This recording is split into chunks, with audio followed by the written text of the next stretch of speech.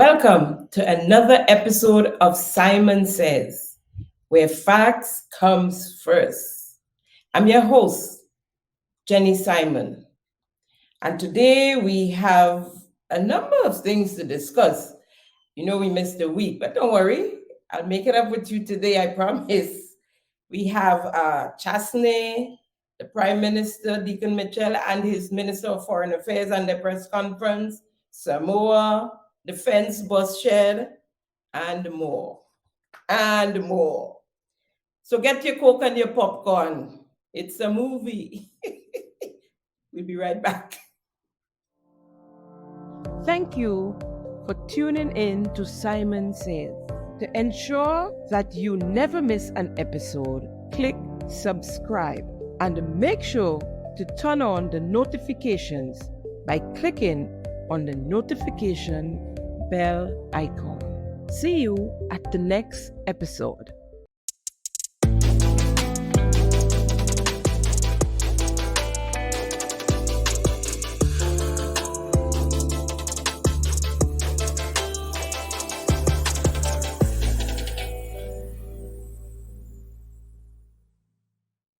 Welcome back. So we have to follow up on the St. Lucia saga. Of course, Honorable Alan Chasney responded to our Prime Minister, Honorable Deacon Mitchell, on our very own The Burb Report. And Prime Minister, Honorable Deacon Mitchell, had to answer to questions from his press conference on Wednesday, the 22nd of November, 2023. He was asked questions by the media concerning his utterances in St. Lucia. So let's start with what Honorable Chasney, Alan Chasney, had to say in response to what Prime Minister of Grenada, Honorable Deacon Mitchell, referred to at the SLU convention. I think that was the 12th of November, 2023. Let's hear Honorable Chasney. That is only people who live in St. Lucia continue to run St. Lucia. And again, it shows his naivety, his lack of being informed, and maybe because of his own arrogance that he found himself making that statement. Because even that would be a wrong statement. I didn't say it. Honorable Chasney said it, but I couldn't say it better. Let's hear what he had to say further. Except I would push back there. The Prime Minister of Grenada never said whether or not your birthright was in question. He said whether or not people who live in St. Lucia. So again, it shows his naivety, his lack of being informed, and maybe because of his own arrogance that he found himself making that statement. Because even that would be a wrong statement. How could a person who has spent the last 18 years in elected politics in St. Lucia not live in St. Lucia? How? So the only thing that I've done abroad, which I think that there are many people who've gone abroad for education. You know, most of us used to go to England until England stopped giving us access to fees that were equivalent of being a Commonwealth member. And a lot of persons end up going to Canada, and so did I. I mean, I went to school in St. Lucia. My whole life has been in St. Lucia. My family's life has been in St. Lucia. My wife's, both my family and my wife's family have been here for 4 generations. So where would that comment come in? Who doesn't live in St. Lucia? So here, just everybody knew who he was speaking of. Yet the way that he was describing that person made absolutely no sense. Only made sense to the party hacks who thought that it was supporting their argument that because I was not born in St. Lucia, that I should not be contesting the elections. It's fraught with problems. So this government is playing on the emotions of people rather than trying to build a proper democracy.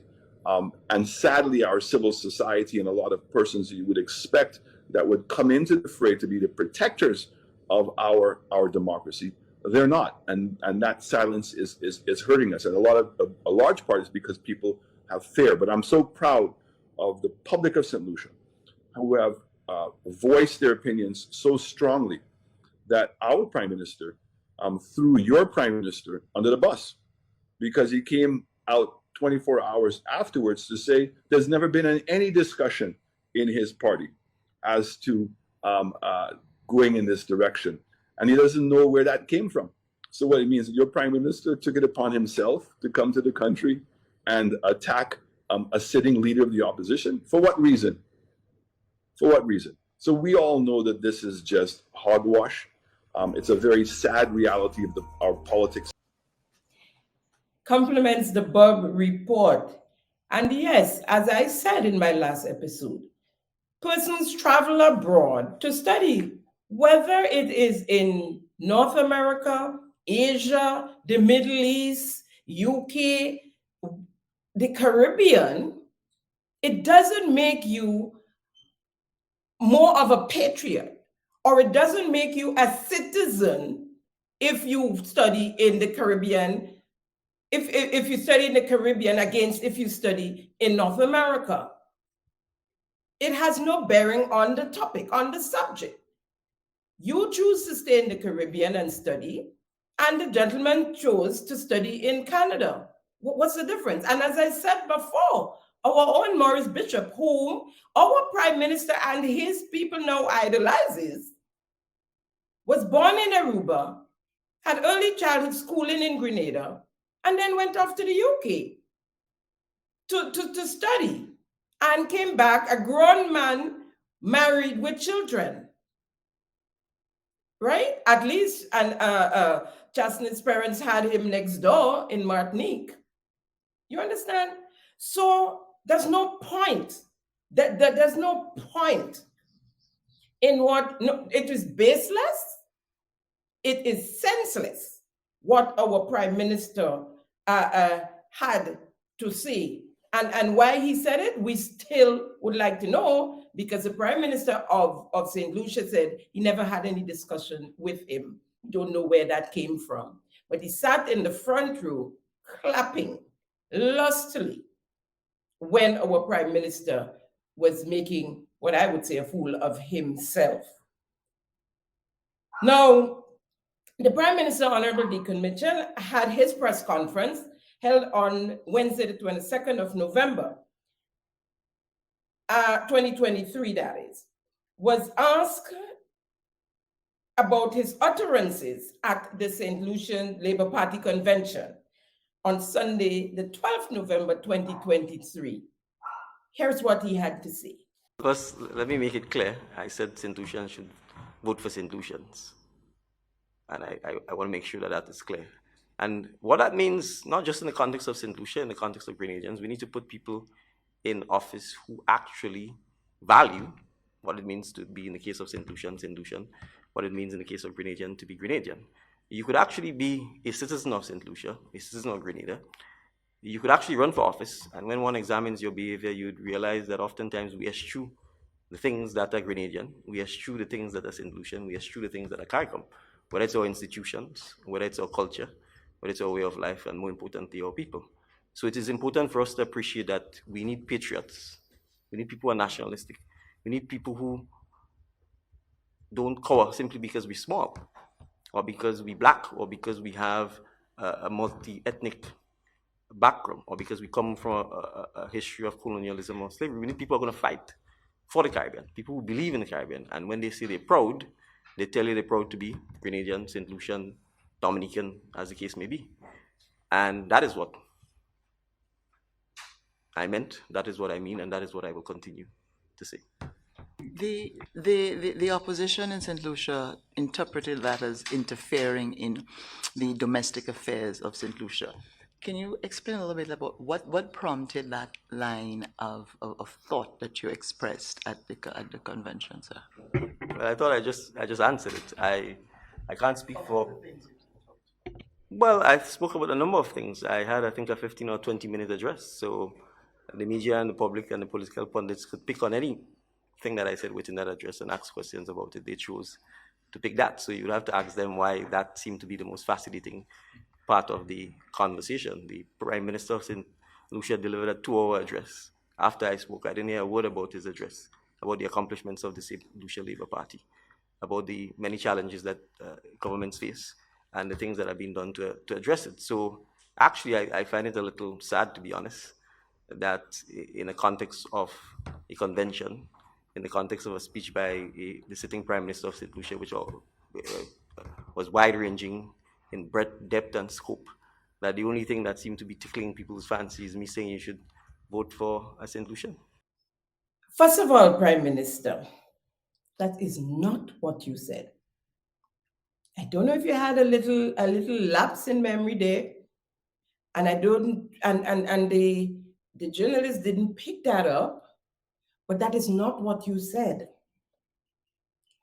You said you did not say St. Lucians should vote for St. Lucians.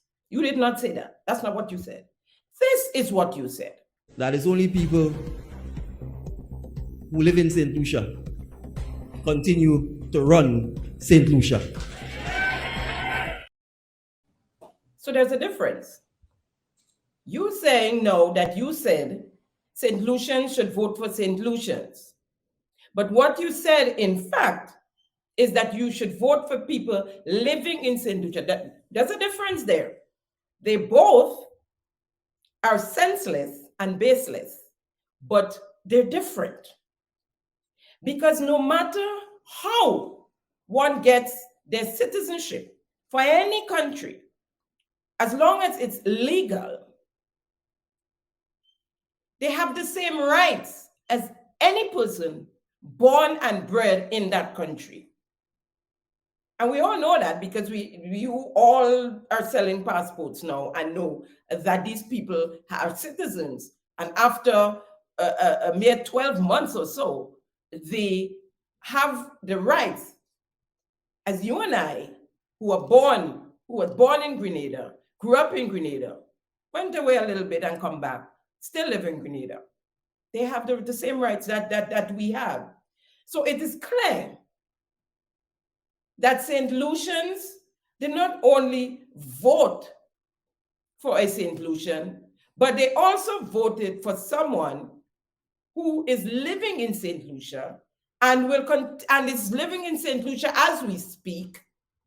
And of course, Honorable Chasney cleared that up in his response to you nicely. If somebody went away to educate themselves, it doesn't make them any less a citizen than somebody who never even left the country ever. It doesn't make them any less a citizen. So it is true when they say the apple doesn't fall far from the tree. In this case, I speak of the leader of the cabinet and the head of the cabinet and his disciples. Now, Prime Minister, we really do not care of what the leader of the SLP had to say to his delegates at his convention. That's a private matter, really. In most cases, conventions are private. I mean, they normally would show the speech by the keynote speaker and so, but conventions are very private. And if you was not invited to speak in that convention, and as a matter of fact, accepted, we would have never known the SLP had a convention.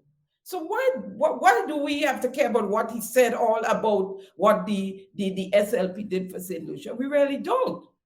What we care about is what our Prime Minister had to say and have to say, and his behavior home and abroad. This is what concerns us as a people. I am especially concerned, and yes, you spoke of you yourself and other utterances you made at the convention, and we stuck on that particular one. That one was the most glaring. That one was, I mean, who does that? Really? So we had to talk about it. But there are other things that you said that concern me and some other people as well.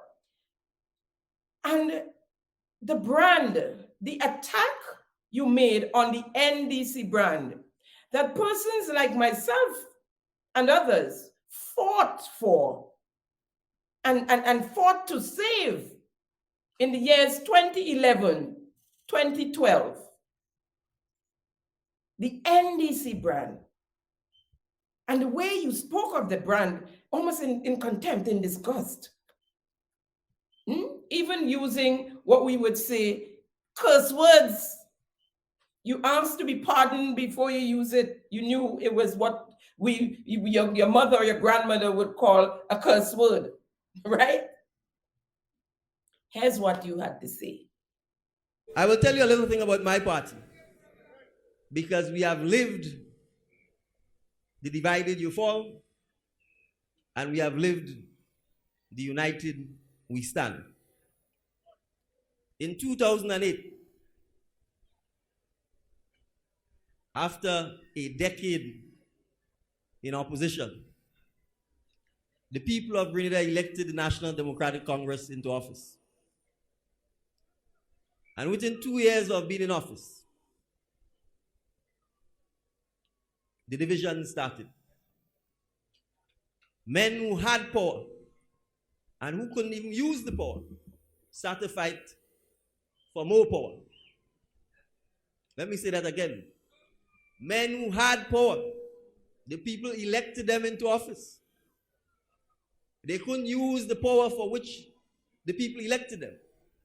But instead of using the power to do the people's work, they started to fight amongst themselves.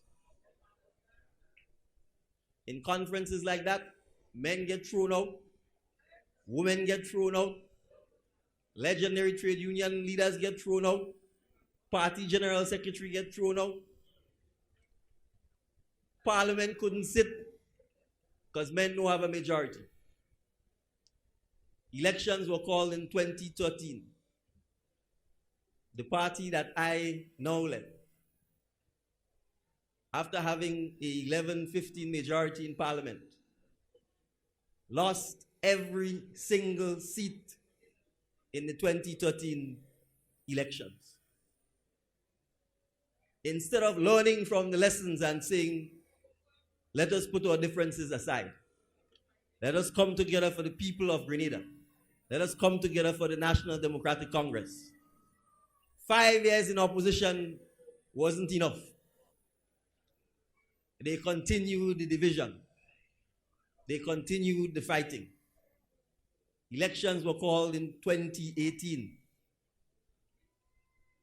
And the National Democratic Congress, pardon my French, got its ass cut again, 15-0. When did this ever happen? During the NDC reign between 2013 and between 2008 and 13, that Parliament couldn't sit. That is not true. And Honorable Tevin Andrew is sitting in front, clapping, grinning, falling out of his chair, knowing that that is not true.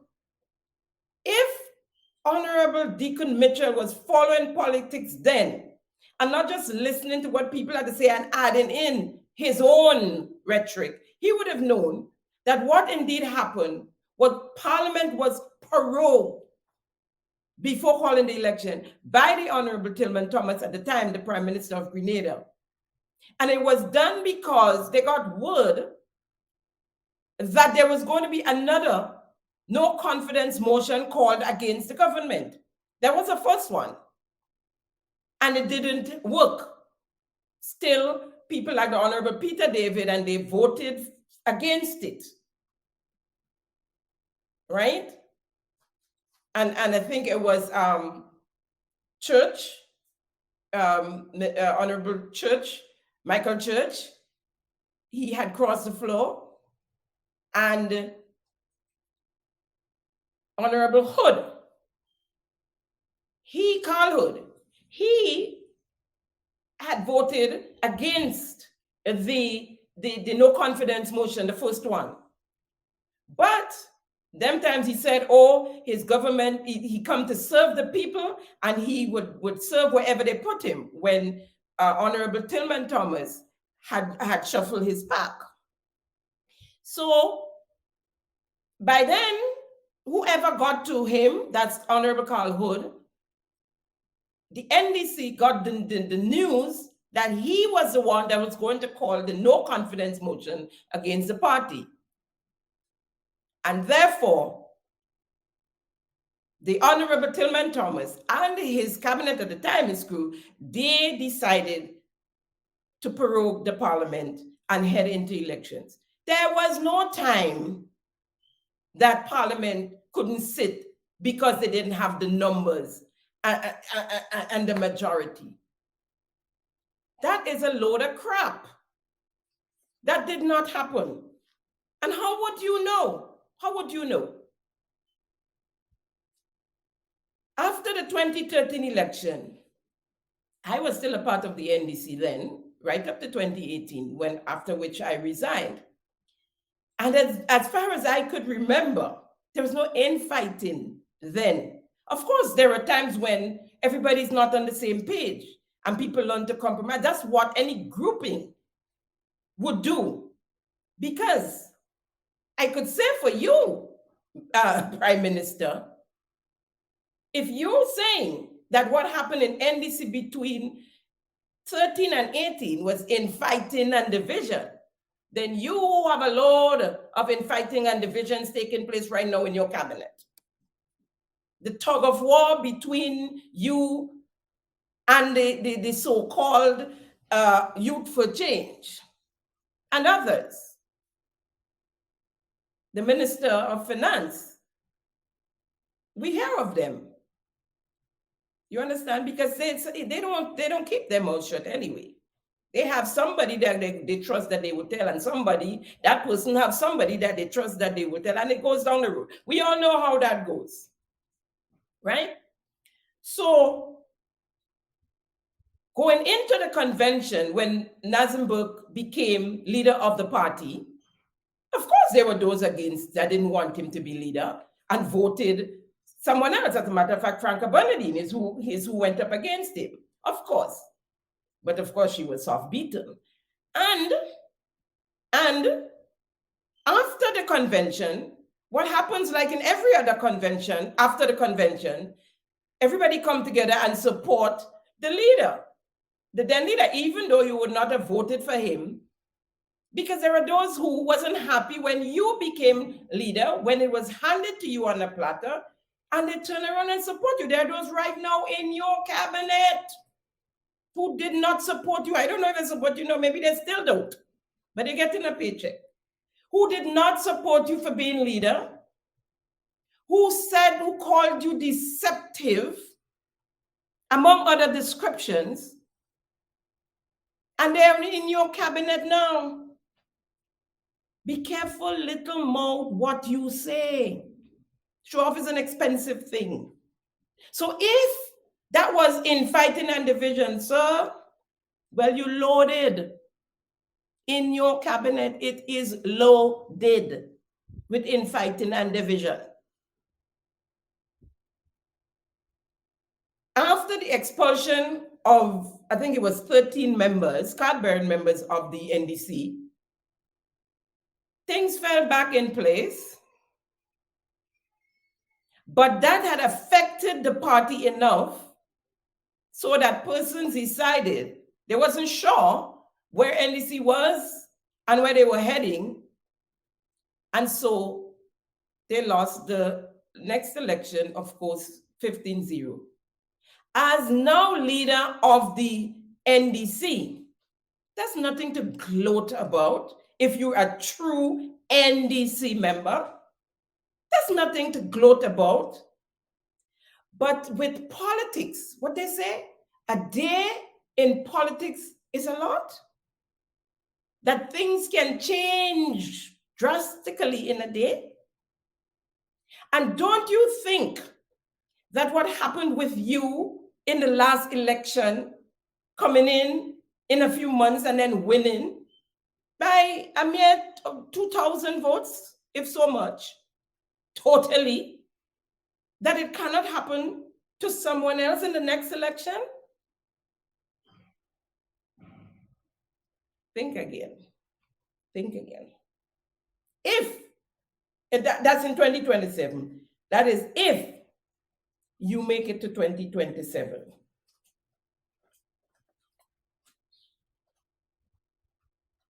Mr. Prime Minister,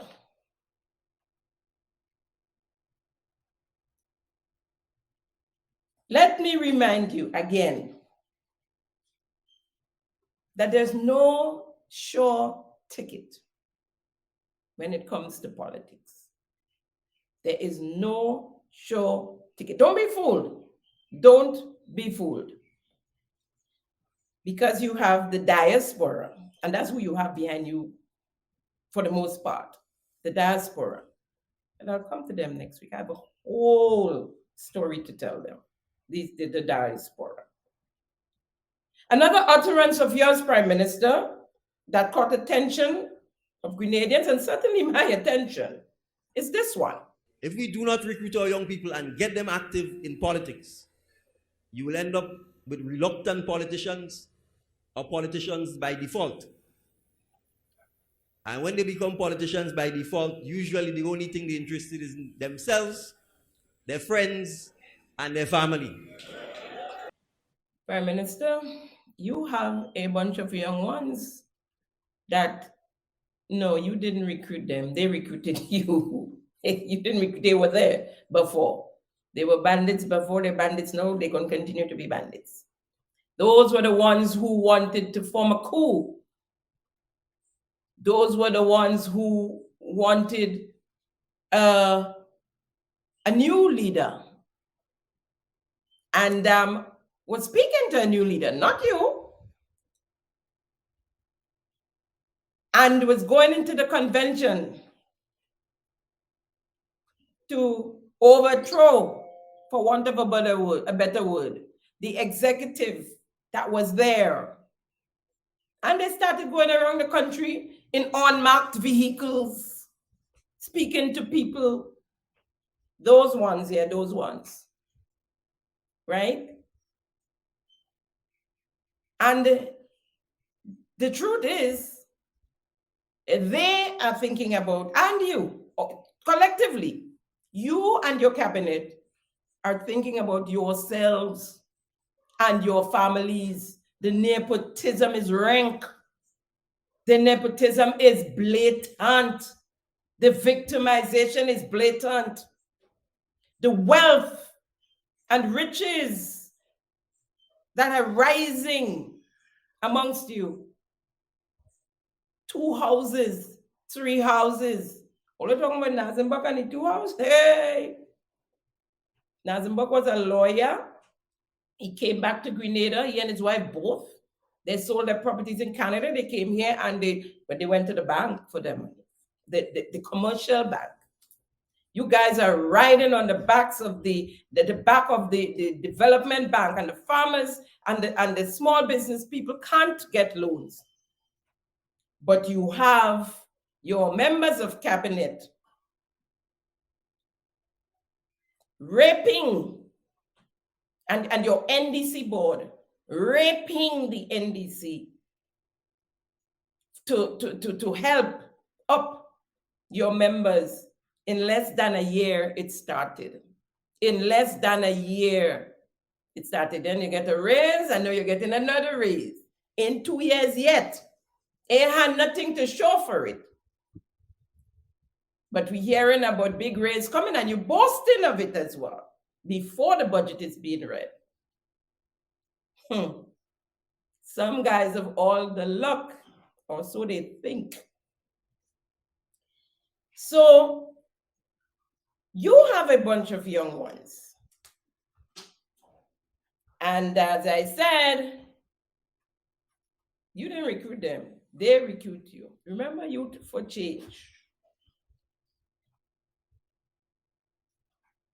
And as I said, You seem to be talking on yourself these days, because you guys only think of yourselves. And the poor people, now you come here showing off, you're giving the poor people $200 more in the budget. The poor and the vulnerable.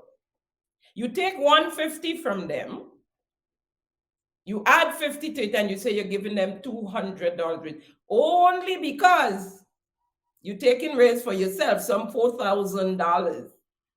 You and your cabinet. So, and you know, the people are going to say, y'all take the 150 from the people, from the poor and the vulnerable, the seed program. So you're jumping up, you're giving them $200 raise. 150 you took away, and all you're giving them is $50.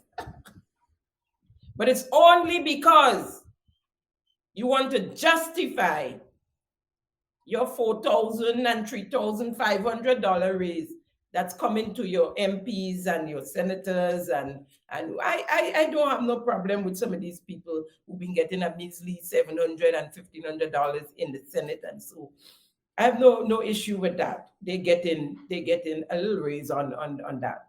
But you guys continue as you're going.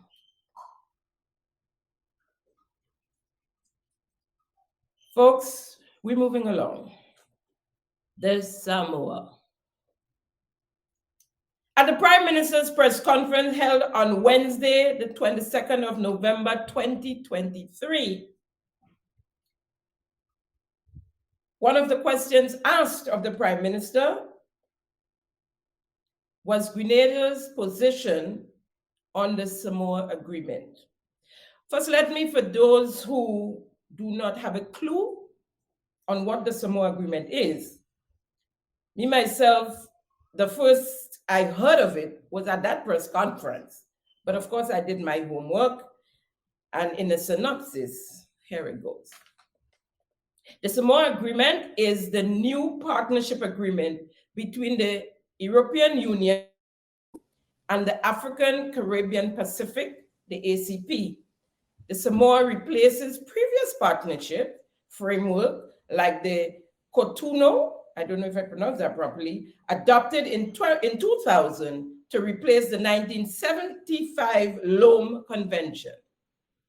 These agreements are negotiated over years, as much as 3 years in some instances. It's a process. The EU has their negotiators, the ACP, which is the African Caribbean Pacific, they have theirs, and they do their negotiating. On the 19th of July, 2023, the Council of the European Union published the first draft of the agreement and circulated it amongst member states. As I understand it, this agreement, the Samoa, has new issues and a bit watered down compared to the others. So our government had access to the document since July, 4 months ago. Now, and has to be signed by December 31st, 2023, 4 months ago. Our Prime Minister is saying that he never read it and he leave it up to the technocrats and the bureaucrats to inform him and what it says and whether or not Grenada should sign. Okay? Now, a whole lot is said of this agreement, some of which is not directly in the document, but being interpreted differently. You know what they say about the English language. And different sectors have different explanations as to what is happening inside the document. Remember when we had the referendum and our now Attorney General went around the island explaining what's in the fine print and what we're not seeing about gender? It's something like that. It's something like that. And more recently, as a matter of fact, the Ministry of Education and the minister, when they said the teachers were told they have to teach LGBTQ learnings in the schools, and they came out and said there's nothing so in the document, it's the same word, gender. And so that word, as a matter of fact, 2 of them are there in this agreement twice, gender equality. We'll come to that soon. So in Article 10, which reads the first part, the parties shall embody the principle of gender equality in their national constitution or other appropriate legislations, on end of quote. In Article 48, it reads in part, gender, and I'm quoting, gender equality and empowerment of women and girls, end of quote. Now, we must have policies and laws, according to this agreement. Once you sign on, you must have policies and laws legislated to accommodate such. I see nothing wrong with that, because all I hear and see in this is gender equality. And gender equality speaks of, first and foremost, it's a human right. It implies just what it says to me, that women, men, boys, and girls of all classes and race participate as equals and have equal value. They enjoy equal access to resources, freedom, and opportunities. Now, to me, the document is not about the issue of gender equality. To me, the signing of the document is not an issue. The issue is the government and the cabinet of Grenada, specifically the Prime Minister and the Minister of Foreign Affairs, directly responsible, and their telling of untruth to the people of Grenada, Carriacou, and Petit Martinique. What bothers me most is the fact that our cabinet members, from captain down to crook, I'm sorry, I meant cook,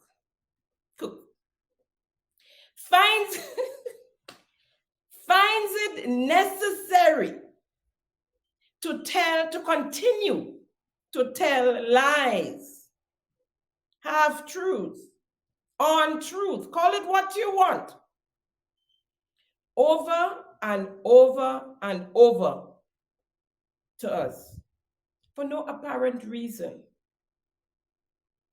Just so. Let's hear what Minister Andel and the Prime Minister had to say on the agreement when asked the question of where Grenada is at with the signing. So there's a window for countries to sign.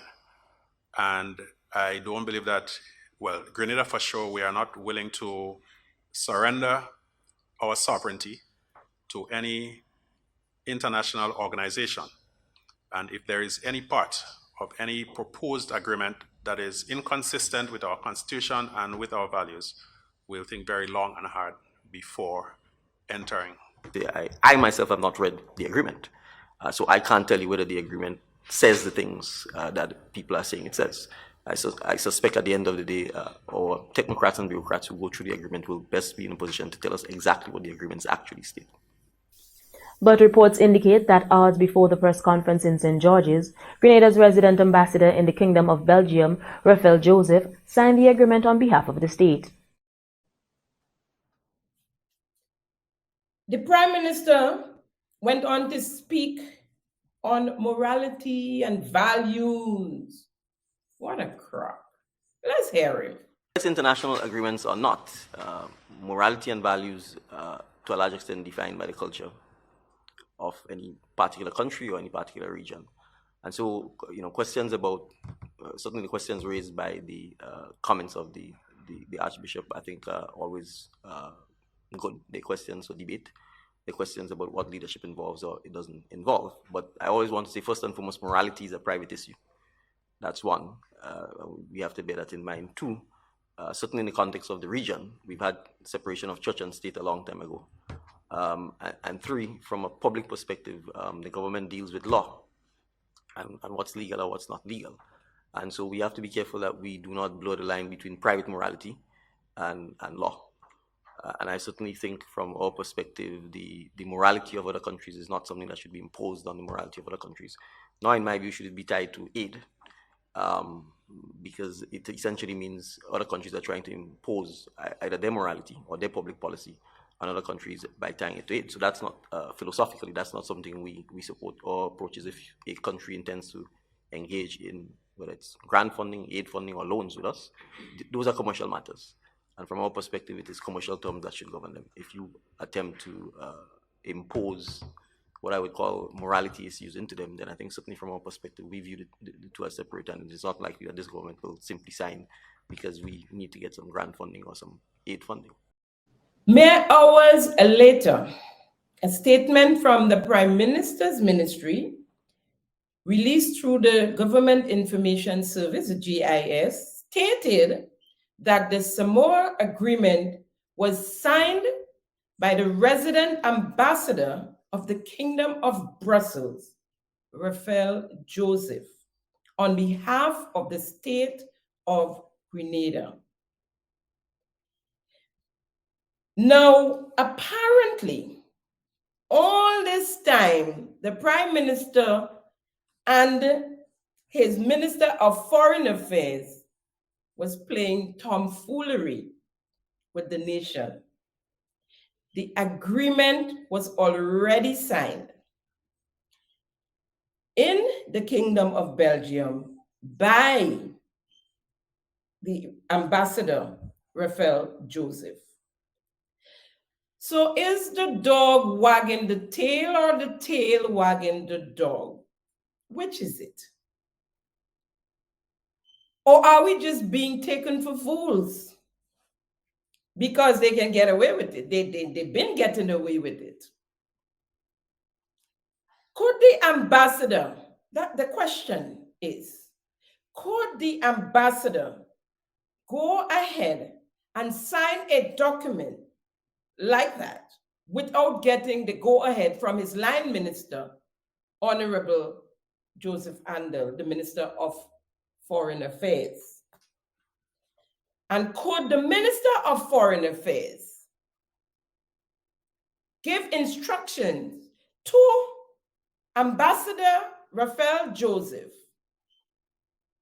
without getting or running it by or getting the okay from the Prime Minister and his cabinet and the rest of the cabinet? That's the question. They better not answer that because it would only show what people say. Everybody doing their own thing. The Prime Minister doesn't have his foot on the lid, so it blow open and scatter, and everybody doing their own thing. As a matter of fact, the leader of government business in the lower house, he said, when asked a question recently, that he only spoke with something of great importance. I think it had to do with the housing. And he said he only spoke to the Prime Minister. He didn't take it to cabinet. He only spoke to the Prime Minister. Let's hear what Minister Andel, and we have to get it to the point out where he said Grenada did not sign. Grenada and a number of other CARICOM and some other countries in the Pacific and African region of the OACPS have not yet signed. Trinidad and Tobago has not yet signed. William Shakespeare said, "To thine own self be true." The Grenada ambassador to diaspora affairs, because I have to put in Grenada, Grenada's ambassador for diaspora affairs called in on a radio program in defense of the Prime Minister and the Minister of Foreign Affairs. He said that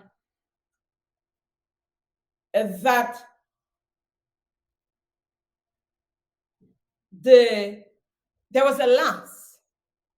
He said there was a lapse between the three gentlemen that caused it to look like the document was signed before or whilst they were speaking. He also said that we could sign if we want. Our constitution is ours, and nobody could make us do anything on gender equality.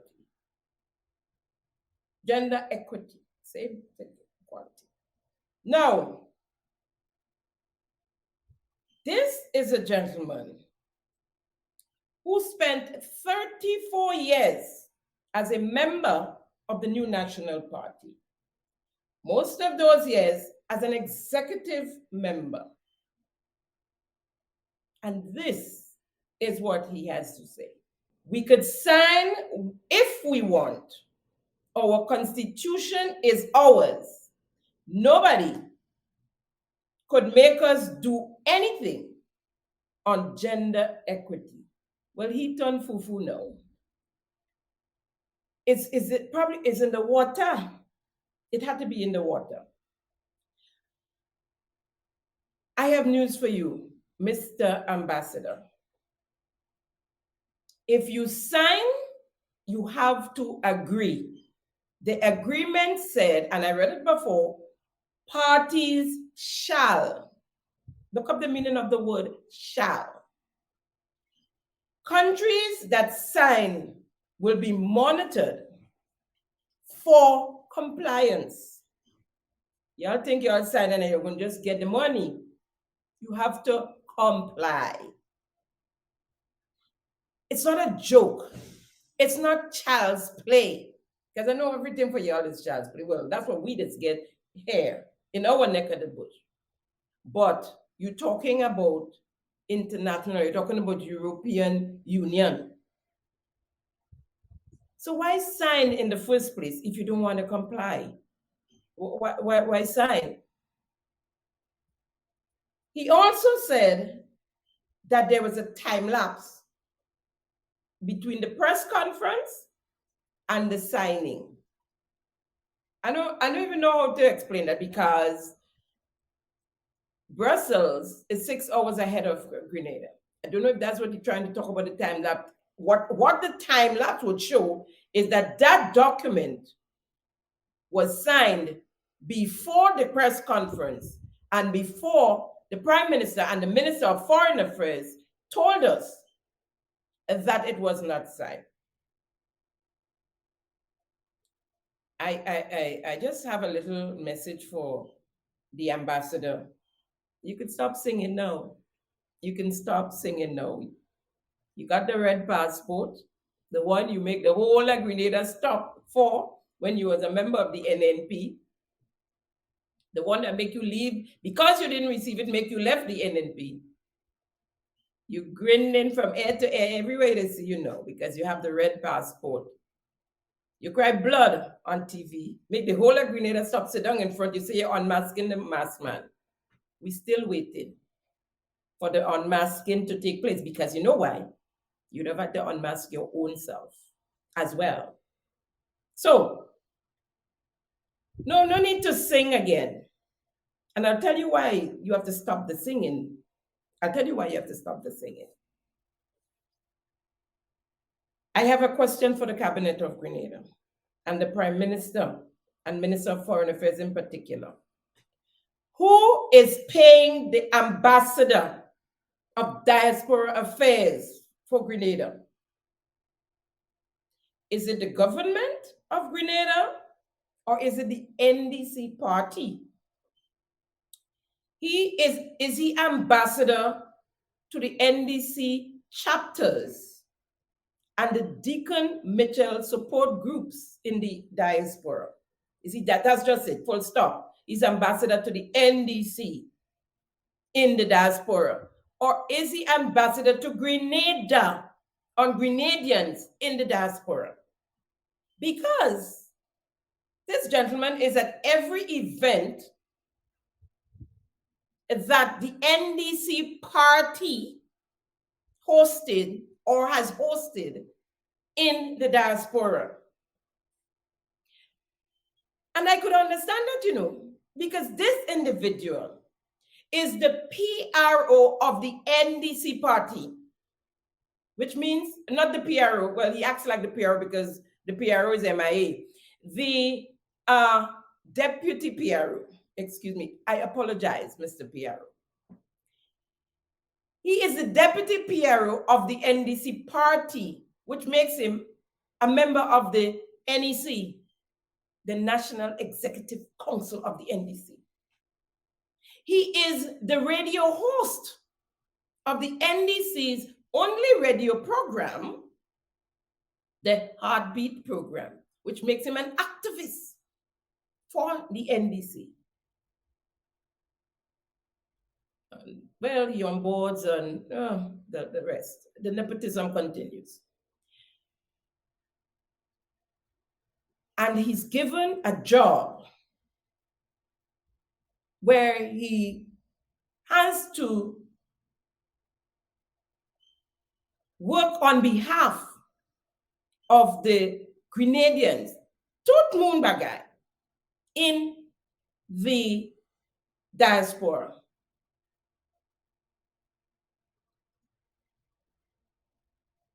He calls in on all radio programs and talk shows on TV and wherever in defense of the NDC.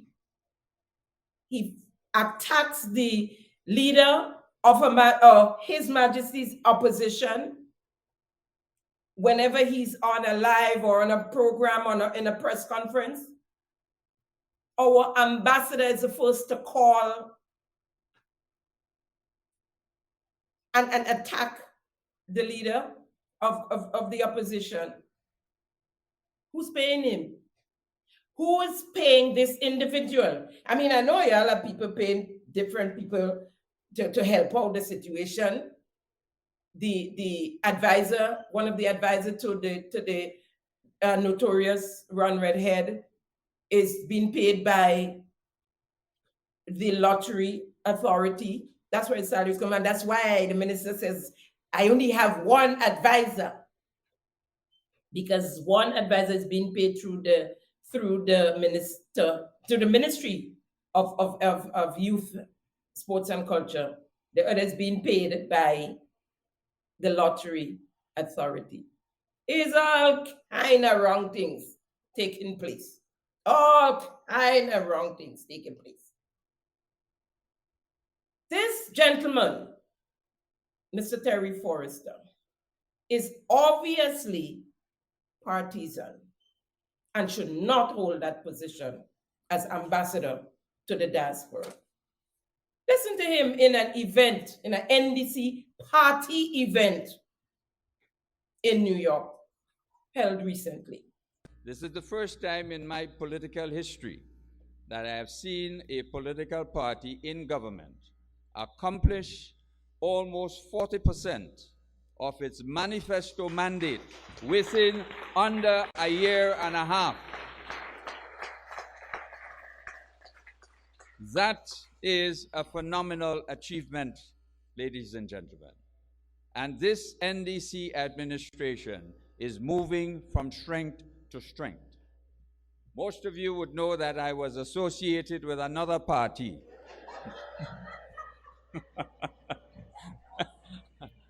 I had to speak the truth.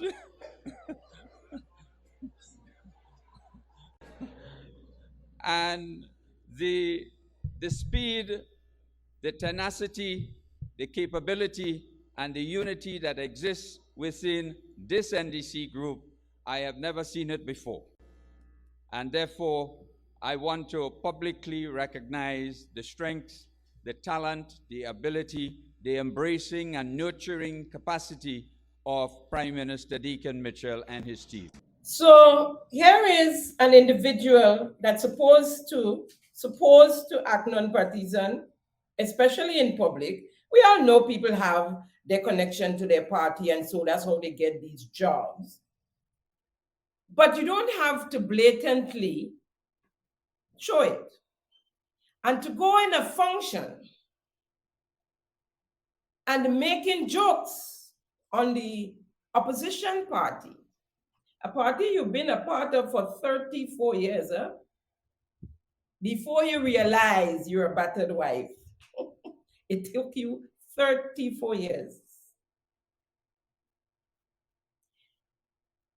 And speak partisan when you're supposed to be representing NNP, NDC, GULP, all Grenadians, as it were, in the diaspora. You listen to his clip. I say no more. We take a quick break. We come right back. Thank you for tuning in to Simon Says. To ensure that you never miss an episode, click subscribe and make sure to turn on the notifications by clicking on the notification bell icon. See you at the next episode. Welcome back. Now here's your bonus. I promised you bonus from last week. I was absent. Now here's your bonus. Ron Redhead. The Honorable Ron Redhead.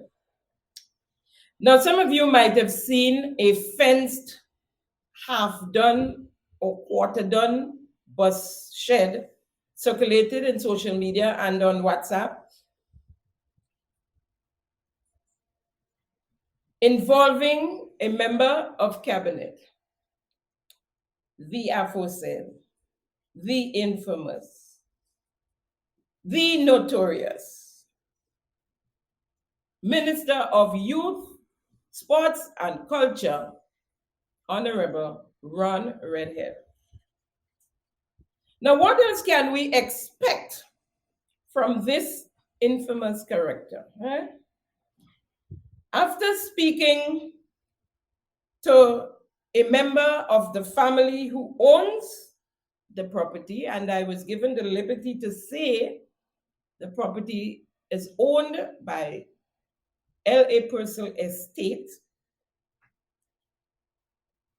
The story goes, the notorious Minister of Government, in accordance with his cabinet mantra, do what you want, and that's my opinion right there, decided to put a bus stop at the bottom of his gap, the hill where he lives, where he just finished doing that lovely concrete road so he can drive his new vehicle up the hill. At the bottom, he started to put a bus stop, a bus shed. And since they're all untouchable, without going through the proper channel, without doing the right thing, where the government can claim property for public use, and speaking to one of the members of the family, a grandson, who said to me that they had no issue with the bus stop being there. As a matter of fact, Johannesburg and Hubbards had asked to put a bus stop there, and they had agreed, and Hubbards did the right thing and wrote to the Ministry of Infrastructure, Civil Aviation, Transportation, and others, asking for the permission. So it had started and then it fell by the wayside somehow. Apparently Hubbard's never followed up after they got the permission and was told what they had to do to write the planning and stuff. They had no issue with that. Passing by, they noticed the foundation being built, being dug out, and in questioning the workers, they said, the government is putting a bus shed there. One of the sons, he even made the joke saying that I hope y'all put our business, advertise our businesses on the shed. But there's a right way, because as I was told, there are siblings, kids of the original LAP who actually grew up on that property and who knows, may want to use it to put a business to do, because there was a squatter there, right? So things has to go properly. And if they have to pay, the government pay them for the land and they distribute it to whichever section of the estate, you know, they had no issue with it. So on finding out that it was a government building the shed and the minister, Ron Redhead, was responsible, they tried reaching him by telephone for 5 weeks with no avail. And so they decided to speak to the prime minister, as usual. When you can't find one of them, you reach the prime minister and you take it from there. The prime minister said to them he knows nothing of it, but here's what they have to do. Write to the Ministry of Infrastructure, under which, as I said, transportation, public utilities, and civil aviation falls. So they did. They had their lawyer write to the ministry. And they got a reply. And it didn't take long, actually. It didn't take long. A letter dated the 9th of November, the Ministry of Infrastructure responded saying in item 6 that the ongoing construction, and I'm quoting here, the ongoing construction of the bus stop in Mungay, St. George, has not been authorized by the Division of Transport. The letter was signed by the Permanent Secretary, Ms. Rhonda Jones. The family member went to the contractor asking him to stop the work, letting him know that the lands have owners, it was private property, etc. And the next day, they noticed the work continued. Went back to the contractor again, this time showing him his documents to say, we are the owners of this property and not the government of Grenada. The contractor apologized when he saw the legitimate documents and said, okay, he would stop. Then the work continued. I don't quite remember if it was days after or shortly after, but it continued. The member of the family went back to the contractor and said, well, we had a deal. I spoke to you. You said you were going to stop. Here you are again. The gentleman said he forwarded the documents to the minister, that is Minister Ron Redhead, and he was told by the minister, don't worry with them, go ahead and continue the project. They are behaving like that because they are NNPs, and that the land was reclaimed by the government and people of Grenada, And so they can put the bus stop there. So he should go ahead and continue the job. The contractor also said that someone from the ministry, this one puzzled me a bit, I am not quite sure why, but someone from social development, the contractor said, also came, passed by and told him to continue the job, continue building the bus shed. It must be noted that even at this point, the owners of the property never heard from Minister Ron Redhead and any other person within the government or cabinet of Grenada. It was then the representative of the family told the contractor they would be fencing the property. So he should secure his tools, his equipment, and on the weekend of the 18th of November, 2023, the fence was erected, started on Saturday, finished on Sunday, the 19th. And the fence was erected in front of the entire property. Now, listen to what Minister Redhead had to say on the matter, and that is after the fence was erected. We do have some challenges here and there that we really need to work on. One such challenge, I am certain that it's out already in the public, is the construction or completion of a bus shed at Mongi, my particular community where I reside, which seem to be causing some unnecessary contention. The matter is at the hands of the authorities. The Ministry of Lands, the Fiscal Planning has already been informed. Many people would be passing in that area and see the erection of a fence. There were no permissions given by Physical Planning to erect that fence, and therefore that fence will have to be broken down. And that will be done so in the coming days.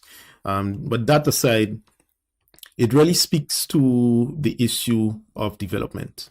That particular road was broken for over 20 years, Terry, and it was falling into the St. John River adjacent. The government prior did the work in 2022 as a hurry-scurry towards the election, didn't complete all of the necessary work. And certainly when we came in, our intention was to complete this project to make sure that the community is safer and everybody can benefit. One such benefit had to do with the construction of a bus shed. And so far, we have started the construction of the bus shed and was unilaterally stopped by individuals purporting to be of the estate of an owner. For my own reasons, I am not engaging in calling anyone because I have no documentation to suggest that any individual who have done this work owns the property. But in any event, as Member of Parliament, I am totally offended by this unilateral attempt by private individuals to not see the bigger picture and allow the public interest to proceed. In fact, this heckling and unwarranted attempt to fence a strip of property which cannot be used for anything outside of a bus shed is, I am a bit baffled by it. And therefore, I'm saying the only solution now is to have that fence removed. And second is for the individuals purporting to ownership of the property to come to the table and discuss. The method that is being used is simply a bully tactic, one which we will not accept. And I am calling on the family representatives who is purporting to be the owners of the property to do what is just in the interests of the public and that community, Mongi. Mongi Terry is a peaceful village and has always been known for its peace and tranquility. We don't get involved in this kind of behavior, and therefore disputes with land and all these other things are something that we believe should be handled through the legal channels. And if there is any indication that this belongs to private owners, the government of the day is prepared to acquire the property in the public interest. This was Broken Road, which fell into the river, and was reclaimed by the government of Grenada, the previous administration, and we are merely just completing the project to construct the bus shed. And so I am totally offended by this attempt to stop the building of the bus shed, and I call on the individuals involved to cease, and you do the right thing and come to the table. As I said, this matter has been taken to the legal route, to Ministry of Lands and the Planning Authority, and will be dealt with in the coming days. No. So much data, so much. I don't know how to start, which one to attack first. But I'll start with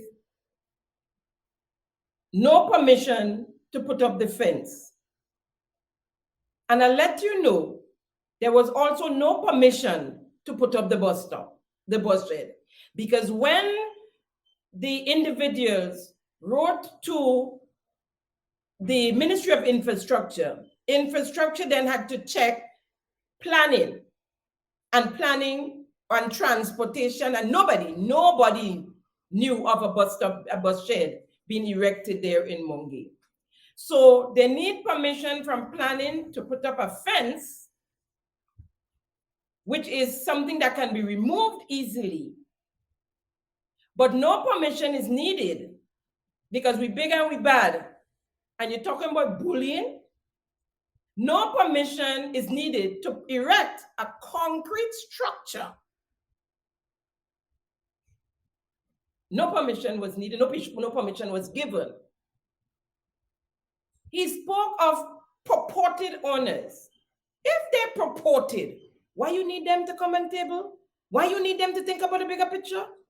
Why you need them? They're purported.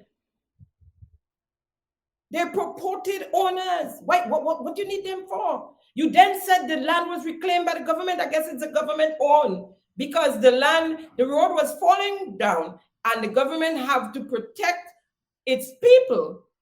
So the then administration build up and build back as much as they can, which I was told by the owners, they lost some square footage in the process, right? Now you said, because of course, you know, anything NNP was doing is no good. Although you're writing on it, it's no good. So the job was hurried, it wasn't well done, and so you all had to fix it. But without fixing it, you put in a bus stop on it and you're talking about caring for the people? So if it wasn't done properly and you put a whole big concrete bus stop on top of it, and people go and stand up in the bus stop, including relatives of yours who live up the hill might come down and shelter in the bus stop, we know that's why the bus stop is being built. The bus stop could go down in the ravine that passed behind because it wasn't done properly, it was hurriedly, and you all plan to fix it. You ain't fix it, but you put in a bus stop on top of it. Crock. Ta-ta. Who you think you're talking to, little boy?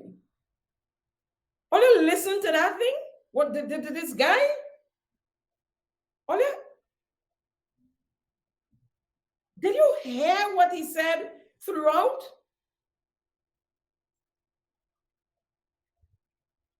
Now he's gone to planning and lands, and they're going to take care of it. What he should have done in the first place. And all of this would not have happened. But he big and he bad. He's a radical. Nobody can tell me nothing. And as you rightly said, it is now in the hands of lawyers and everybody. You go in the legal route and they have gone the legal route as well. So that's where it is. Take down the fence if you name man. Go and take down the fence.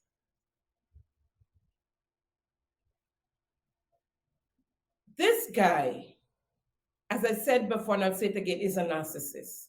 He's an upstart. He's a narcissist that has literally embarrassed the government and people of Grenada yet another time without any official reprimanding. Is an embarrassment to the youth and a very poor example to them. Ironically, he's the Minister for Youth. Now, yesterday, the 29th of November, 2023, the family received a demand letter from the planning authority to remove the fence, stating that they put up a chain link fence without permission from the Planning and Development Authority, and 2, violation of the road reverse. Well, I hear all kinds of stories about road reverse and road building and some building line and all of that. That's too much to carry over here. But as it was said, both parties have now lawyered up, I guess, and it is in legal hands. And if I know we government, they ain't no lawyers and no old talk. Anyways, it was signed by the chief executive officer on behalf of the planning development. From what I see, the signing, because there's nothing typewritten, just a signature and pen. It says I think it looks like Kenny Bartholomew, but Bartholomew definitely seemed to be the last name.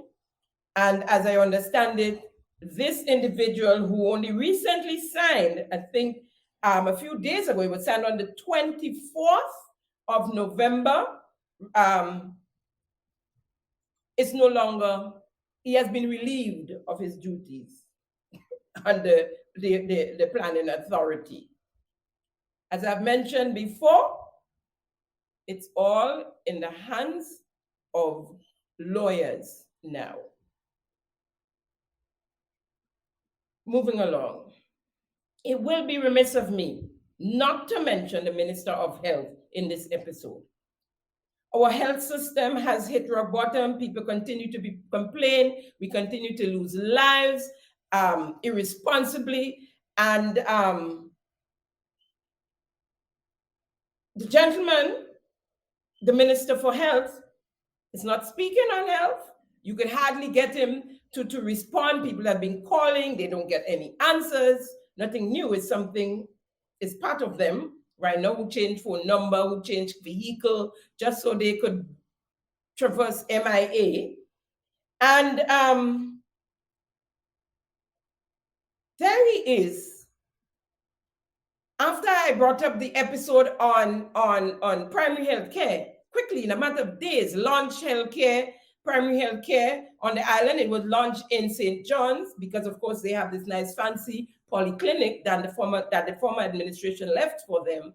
That polyclinic is there like a big surgery, and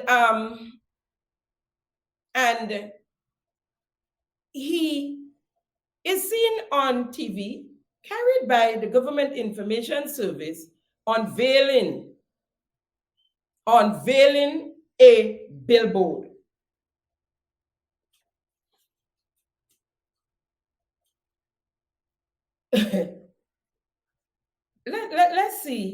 Let's see the unveiling. I feel very elated to see the sign being placed there. I know Northwest have a lot of great things coming for us, so I am very happy and pleased. Positive sentiments expressed by St. George Northwest resident Cammie Roberts McIntosh following the unveiling of a sign by Senator Jonathan Lecret and residents displaying photographs of a future outlook for the constituency of St. George Northwest. Senator Lecret says the decision to erect the sign was made following discussions with the executive arm of the NDC and the Northwest Village Council. And I told the executive as well as the St. George Northwest Council that I think we should erect a sign that the people feel when they're entering into St. George Northwest. You can feel proud, you can feel happy, you can feel a sense of nostalgia. Entering into St. George Northwest, looking at the future of St. George Northwest. The irony about the billboard is that it has changed so many photos over the past 3 to 4 weeks. It's not funny because we had photos of the secondary school, the primary school, medical stations, etc. And it was kind of getting clustered. And we looked at the design over and over and we said, you know what? We want to put too much things on the billboard featuring various aspects of St. George Northwest. Maybe we should just look at the futuristic projects that we have for the constituency and feature that instead. You're right, futuristic, because all of that is talking there, all them thing, all the one in the south coming soon, everything coming soon, and we're still waiting. I don't know what is the meaning of soon anymore. Futuristic, you spend money to put up futuristic projects. Toko, are you crazy? Why do we need to see your futuristic project? And don't forget to look by Miss Pamela's shop for the beams of the new, different bus stop. Look how he's proud when he say he's proud. Be proud. Try and be proud of our health system. That's what you have to be proud of. Help us save lives of innocent individuals. Help us. You putting up bill. How much did that billboard cost? Where did the money come from for the billboard? We don't need to know what you plan to do with the bushes you feel on a billboard and the bus stop by Miss Pamela's shop. Lord, give us a break. More crap.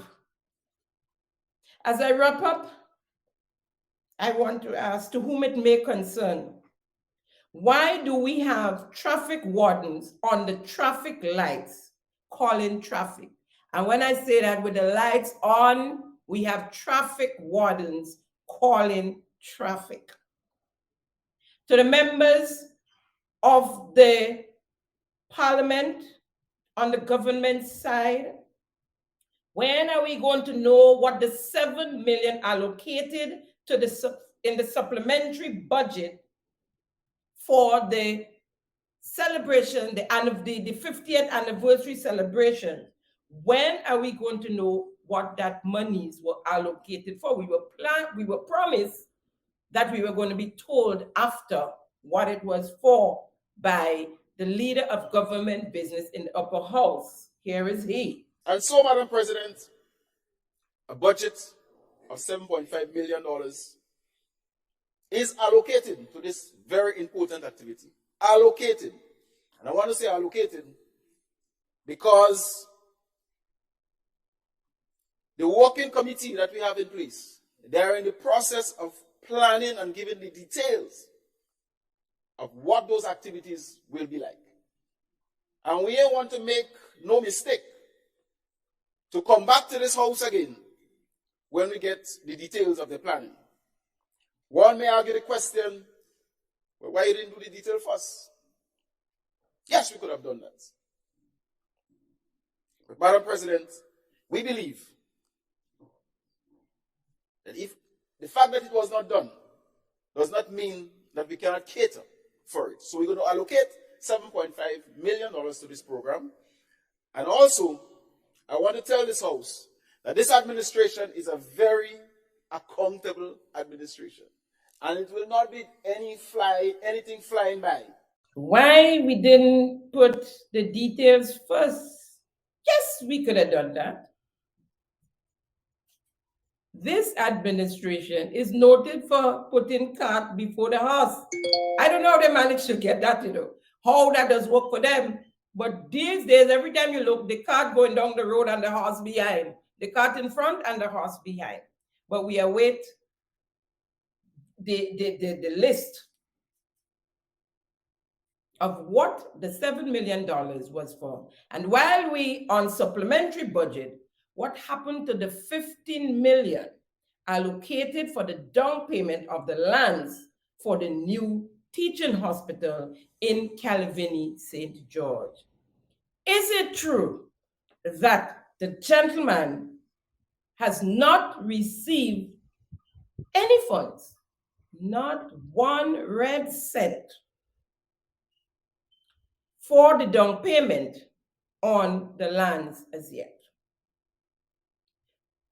Please disregard if paid over the last 24 hours.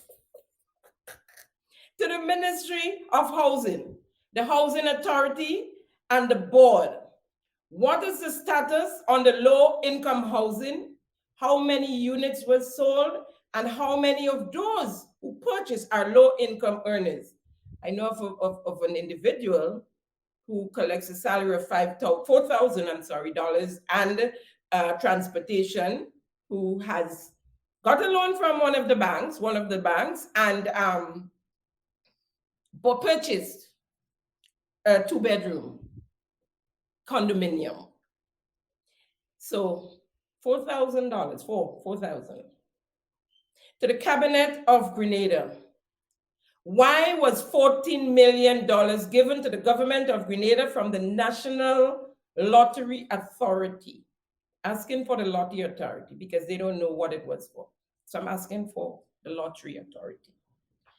And while I am on the NLA, why is the National Lottery Authority paying the salary of the advisor of the Minister of Youth, one Ian Django Thomas, who has his real estate company business in Bolio, where he's at almost every day, almost whole day, who has a car rental now again, and a new security firm. Why is the lottery giving this gentleman $5,000 a month as advisor for the minister, and the minister saying he only have one advisor, Mr. Patrick Simmons? To the Minister of MIT, Andy Williams, sir, where are the coconut trees? The 5,000 coconut trees that was coming from Mexico and Brazil since July 2023. And where are the Indians that was coming here in September? Didn't quite make it. The ones that called you, I don't know when, if it was when you was in New York, because that's when you mentioned it, that called you on the phone. I don't know which international government and deals like that, but they called you on the phone after they offered you $1 million upfront before for machinery to build a coconut factory. They offered you $1 million, and then they called you on the phone and said to you, Andy, we're now going to give you $2 million. Hear for yourself, my people. Don't believe what I have to say, because I know this thing is unbelievable, hearing it from me. You must be there saying she making up them thing. Here is Minister Williams. So one of our plan is to bring back agro-processing in Grenada.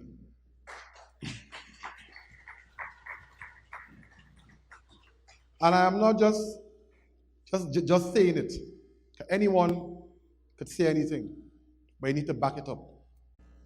So when I went to India 2 months ago, I met with the Indian government, and they pledged to give Grenada $1 million in equipment, any equipment we want, to start our factories.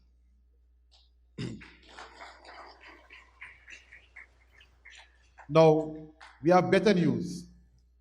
When I go back to Grenada, the delegation will be visiting Grenada, and they said, Andy, that $1 million is now $2 million.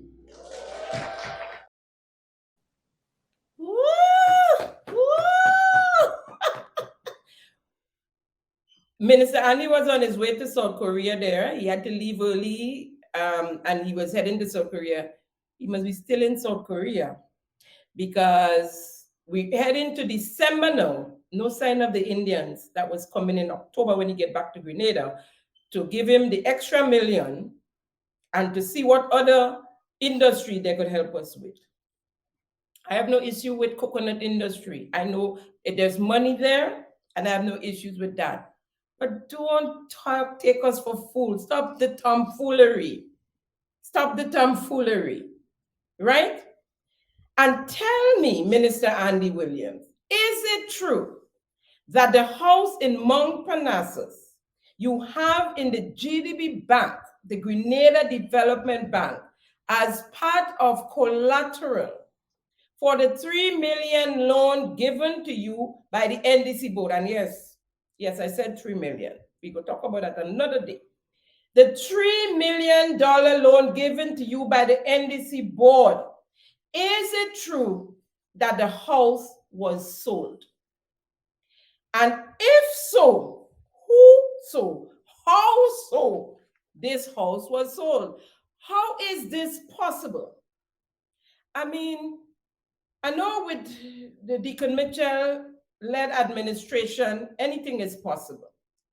But this one is baffling. Which bank sold the house, or who sold the house? We need to know. We need to know. United, we stand. Folks, that's a wrap on this week's episode of Simon Said. P.S.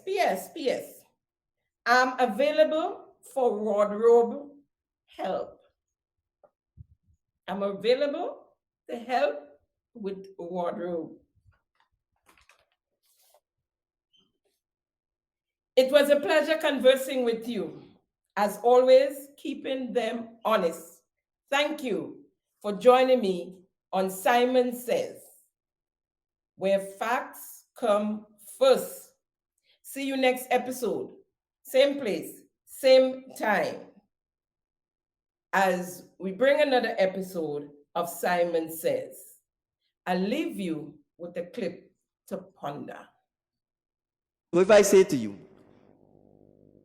we can assist our farmers through GDB by getting loans that would allow them to either form cooperatives or to buy themselves by having chiller trucks with solar panels on them that goes around the island collecting their fruit and in turn driving around our various parishes to sell their fruit directly to us so that they eliminate the need for M&IB, so that they have longer storage and they can bring the fruit directly to you. Would you call that a pie in the sky dream? So it's as simple as that. If I say to you there are trucks that we use to go on the electricity pole, to go on the telephone pole, and these trucks probably finish work at 4 or 5 in the evening, and we can ask the owners of these same trucks to rent them or provide them for free to our farmers so that you can put men in the same bucket and you can go and pick the coconuts, you can go and pick the mango that is in the tall trees, you can go and pick the sapodillas, you can go and pick the guava, anything that you ordinarily would not be able to reach. And you can use these hydraulic trucks to pick the fruit rather than them falling on the ground. Or you can put netting at the bottom of our mango trees and probably use the same hydraulic trucks to shake the trees so that the mango falls and they're not falling on the ground and damaging. You will call that a pie in the sky idea? That's mango on your plate. That's golden apple on your plate. That's sugar apple on your plate. And the more of this we could get is the more we can do agro-processing. Because for us to do the agro-processing, we need to get the mangoes, the sapodillas, the guavas, the golden apples in large quantities, consistently, all the time. And we need to be able to preserve them so that they give us a longer shelf life. So these are not pie in the sky ideas. These are not pie in the sky ideas. These are where they have no sky.